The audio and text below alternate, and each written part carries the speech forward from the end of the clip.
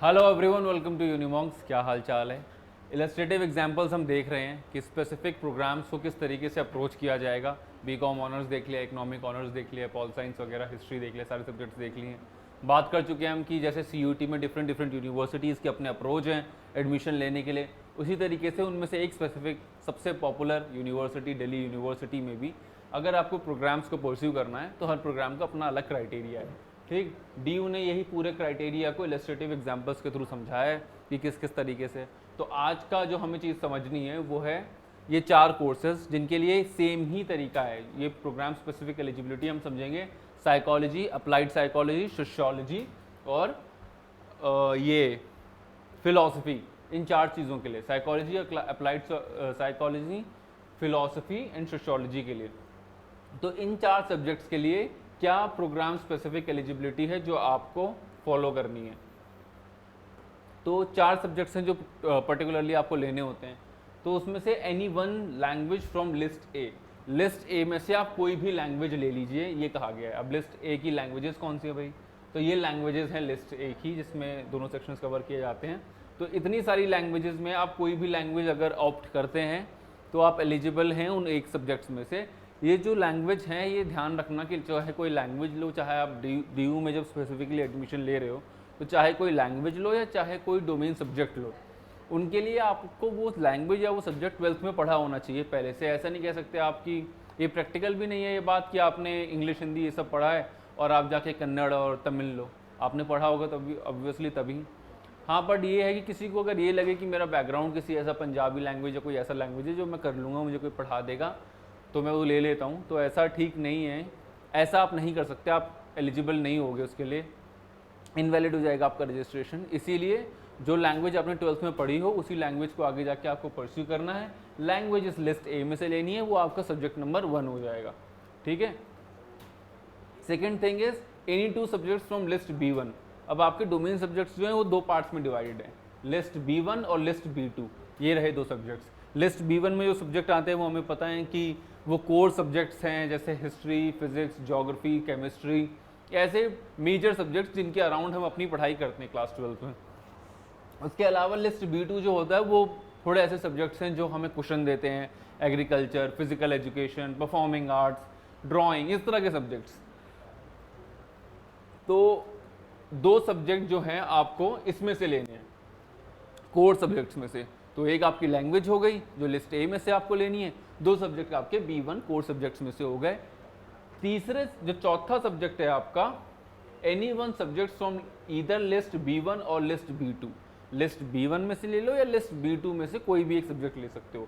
चाहो तो आप बुक, हर किसी का अपना अप्रोच हो सकता है। उसने एक लैंग्वेज ली जो 12th में पढ़ी थी, जो उस लिस्ट ए में से मैच कर रही है, वो उन्होंने लैंग्वेज ले ली है।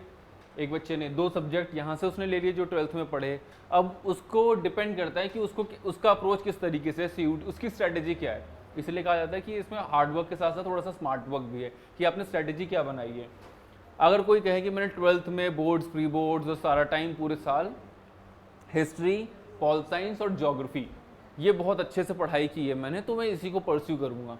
कोई कहे यार नहीं, इतनी अच्छे से पढ़ाई नहीं हो पाई, तीनों भारी भारी सब्जेक्ट्स हैं, तो 2 भारी सब्जेक्ट्स ले लेता हूँ और एक इसमें से कोई नया सब्जेक्ट ले लेता हूँ, या कोई ऐसा सब्जेक्ट जो इतना मतलब लेंदी ना हो।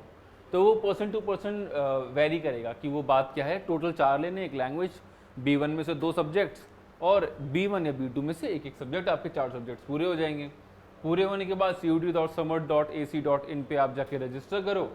उसमें इस तरीके का एग्जाम्पल दिया हुआ है कि कोई स्टूडेंट ऐसे ऐसे परम्यूटेशन कॉम्बिनेशन लेता है तो CUT स्कोर जो निकलेगा तो वही। अब आगे जैसे एग्जाम्पल दे, किसी ने English, pol science, psychology, Sanskrit ऐसे सब्जेक्ट्स लिए, तो इसमें एक लैंग्वेज हो गया है, ये लैंग्वेज हो गया, और ये तीनों सब्जेक्ट जो हैं प्राइमरी सब्जेक्ट्स हैं B1 के।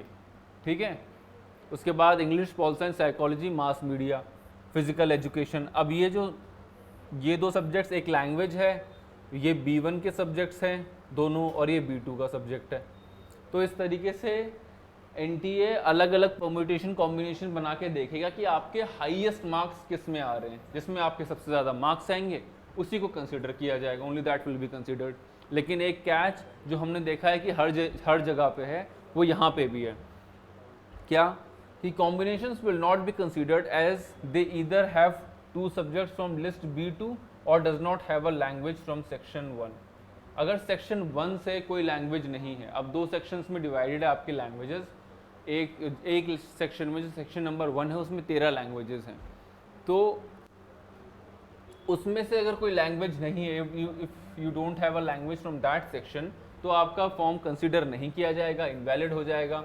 अगर आपने B2 में से कोई दो सब्जेक्ट्स ले लिए, जो कि इसमें से एक ही सब्जेक्ट लेना है, पर अगर कोई दो सब्जेक्ट ले लिए तो वो भी आपका इनवैलिड हो जाएगा।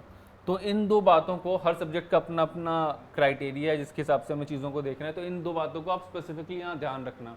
जैसे हमने बीकॉम ऑनर्स में बात की थी कि मैथ्स और अकाउंट्स एक एक जगह पे इम्पॉर्टेंट है, ऐसे हर जो प्रोग्राम स्पेसिफिक एलिजिबिलिटी है, तो हर प्रोग्राम की अपनी स्पेसिफिक एलिजिबिलिटी है, उसके हिसाब से देखना। यही मेन बातें थी कि आपको क्या चीज़ याद रखनी है कि B2 में से कुछ नहीं लेना, लैंग्वेज का ध्यान रखना है, और B1 में से दो सब्जेक्ट्स लेने हैं, B2 में से एक या दो सब्जेक्ट्स ले सकते हो। इस हिसाब से आप फिल करोगे तो आपके चारों subjects, psychology, applied psychology, philosophy and sociology, इसके लिए आप ठीक से अपने फॉर्म को भर पाओगे। जितना ठीक से आप अपने फॉर्म को भरो उतने ही अच्छी तरीके से चैनल को सब्सक्राइब कर देना, वीडियो पसंद आई हो तो लाइक कर देना। Thank you so much.